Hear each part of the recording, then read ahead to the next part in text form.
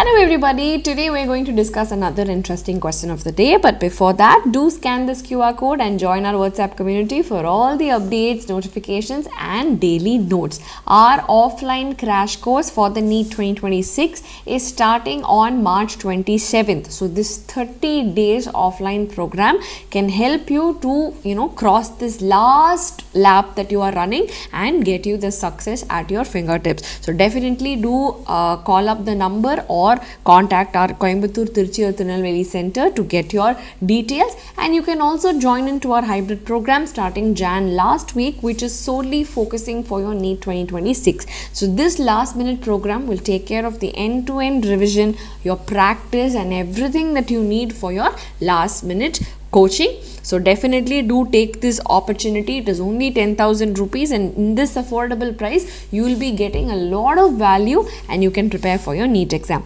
So our online crash course has already been started from 26th of December, but now also you can join using the code XPL10. So this will be very useful for you yet again because it's extremely affordable, and including study materials and tab it is only 19,500. So lot of students have been benefited from this particular crash course.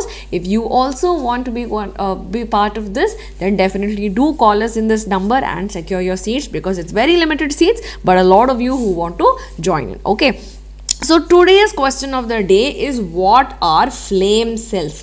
Now when you look at animal kingdom, very simple thing I'll tell you for animal kingdom is that for every kingdom we have certain star features, certain unique features. So learn them first. Okay, so the first 7 general characteristics are already there, and for every phylum remember the star features, because this is one of them and this is for one of the phylums. It can repeat for any of the phylums. So definitely do try to pick up these unique features of all the phylums. Okay, so flame cells are nothing but they are excretory and osmoregulatory cells, particularly unique to the platyhelminths. Okay, so they are